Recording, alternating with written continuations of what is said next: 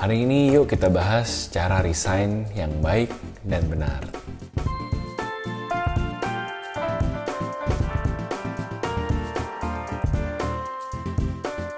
Hai guys, nama gue Samuel, gue seorang HR manager dengan pengalaman kerja kurang lebih 8 tahun. Ini channel gue yang gue bikin untuk sharing-sharing tips seputar karir, perjalanan hidup, juga isu-isu dewasa muda lainnya dalam bahasa yang sederhana. Kalau kalian baru di sini, kalian welcome untuk subscribe dan juga nyalain loncengnya karena akan ada satu video baru tiap minggunya. Sebagai seorang karyawan, sebagai seorang profesional yang sudah berkarir selama 8 tahun lebih, gue udah beberapa kali melakukan resign untuk bergabung ke perusahaan baru. Buat gue, resign semata-mata adalah realita dari karir. Selama kita masih berkarir, ketika ada waktu untuk join satu company, juga akan datang waktunya di mana kita harus berpisah dari company tersebut. Yang mesti dijaga tentunya hubungan baik kita dengan teman-teman di perusahaan. Kita resign bukan berarti karena kita ada masalah dengan orang-orangnya, tapi ya semata-mata kita menemukan kesempatan yang baru di tempat lain. Tapi di sisi lain, gue juga sering dapetin curhat-curhat dari teman-teman di Instagram bahwa resign-nya kok dipersulit ya. Gimana ya caranya resign yang tepat supaya cepat selesai gitu. Nah, di video ini gue mau coba sharing step by step-nya. Mudah-mudahan membantu kalian. Nah, pertama-tama kita lihat dari sisi undang-undang dulu. Di sini aku mengutip dari Undang-Undang Ketenagakerjaan Nomor 13 yang mengatakan demikian. Setiap tenaga kerja mempunyai hak dan kesempatan yang sama untuk memilih, mendapatkan, atau pindah pekerjaan dan memperoleh penghasilan yang layak di dalam atau di luar negeri. Artinya, setiap dari kita, kamu, aku, pacar kamu, teman-teman kamu di kantor, siapapun, mau kerjanya baru sebentar, mau kerjanya udah lama, siapapun berhak untuk memperjuangkan kesempatan bekerja yang lebih layak.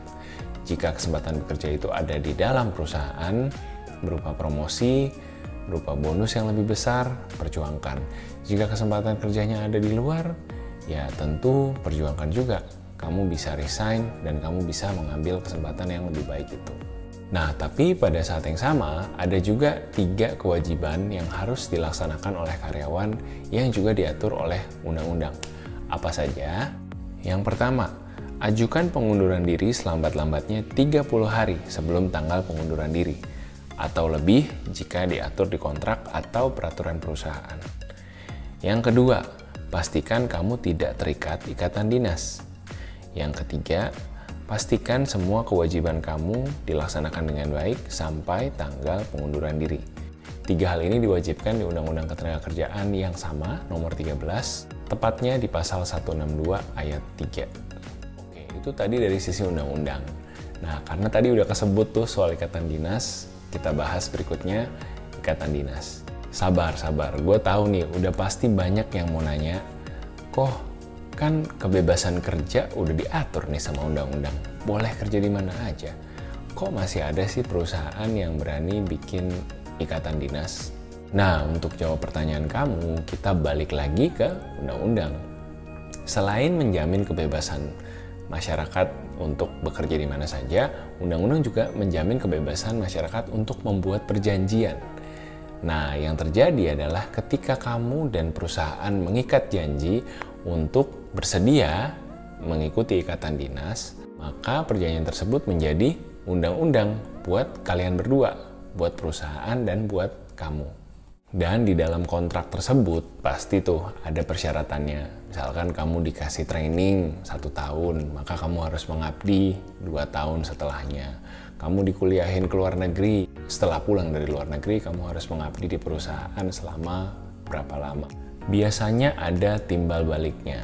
Nah, ini memang bergantung ke masing-masing perusahaan, tapi selama kamu masih ada ikatan dinas, artinya kamu harus menyelesaikan semua kewajiban yang tertera di ikatan dinas tersebut. Biasanya sih, kalau kamu resign sebelum ikatan dinas selesai, ada denda yang harus kamu bayarkan. Kalau memang kamu mampu bayar dan memang kamu sudah kepengen banget resign, ya sudah, bayar dulu dendanya, baru resign setelah itu. Makanya kamu harus baca baik-baik apa yang kamu tanda tangani. Jangan main tanda tangan, jangan main mau-mau aja, Padahal nggak ngerti persyaratan yang ada di kontrak itu apa aja. Jadi nggak apa-apa banget kok sebelum kamu dapetin ikatan dinas untuk cek dulu apa yang tertera di kontrak, baca satu persatu sampai ngerti. Kalau nggak ngerti, tanya sampai ngerti, baru tanda tangan. Jangan lupa perjanjian itu dibikin atas dasar konsensual. Kamu dan perusahaan sama-sama menyetujui, menyepakati akan melakukan hak dan kewajiban yang tertera. Jadi ketika kamu sudah tanda tangan sebagai orang dewasa, di negara Kesatuan Republik Indonesia, kamu punya kewajiban untuk menyelesaikan tanggung jawab yang ada di kontrak tersebut. Nah, yang terakhir adalah dari sisi moral atau etika. Ini agak sulit, karena mungkin pada saat kamu resign, bos akan merasa kehilangan, akan merasa kesulitan karena pekerjaannya nggak ada yang gantiin, akan merasa ketambahan beban pekerjaan yang tadinya dikerjain kamu sekarang harus dioper ke dia sementara. Tapi tetap aja, kekesalan-kekesalan itu seharusnya nggak bisa jadi penghalang buat kamu nggak boleh resign. Selama kamu sudah menyelesaikan semua tanggung jawab kamu dengan baik, selama tidak ada ikatan dinas yang mengikat kamu, seharusnya kamu boleh resign dengan mudah. Nah, cara resignnya gimana? Cara resign sebenarnya sangat mudah. Kamu tinggal pertama-tama bikin surat resign. Nah, template-nya kayak gimana? Googling aja. Google banyak banget template surat resign yang kamu bisa copy. Nah, karena kita tinggal di Indonesia, ada baiknya surat resign-nya kamu tulis dalam bahasa Indonesia. Di dalam surat resign tulis apa aja? Nah, yang paling penting kamu tentukan tanggal resign kamu kapan. Tanggal resign-nya tentunya harus sesuai dengan periode notice period yang diberikan perusahaan. Ada di antara kamu yang mungkin 30 hari, ada di antara kamu yang mungkin 90 hari. Kamu harus ikutin peraturan perusahaan untuk resign. Selanjutnya, surat resign ini bisa kamu cetak, kemudian kamu bubuhkan tanda tangan basah, dan kalau perlu, surat resign-nya kamu buat 2 rangkap.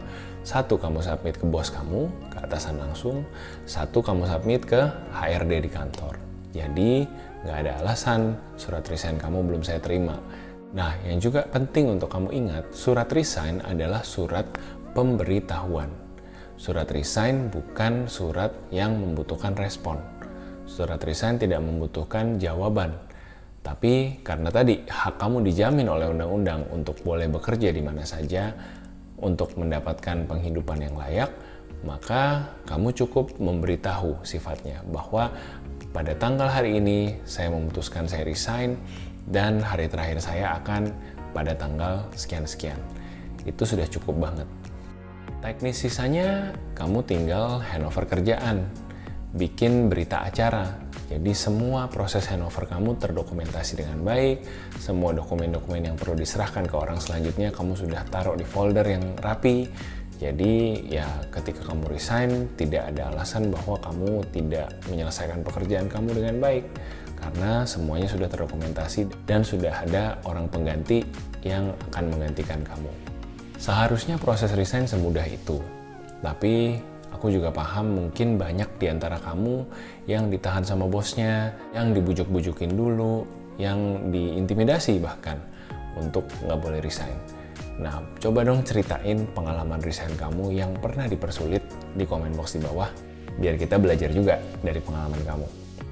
Thank you udah nonton sampai sini, mudah-mudahan videonya bermanfaat. Kalau suka video ini boleh klik like, share, dan juga subscribe tentunya, supaya kamu nggak kelewatan video-video yang selanjutnya. Sukses untuk resign-nya, sampai ketemu di video selanjutnya. See ya!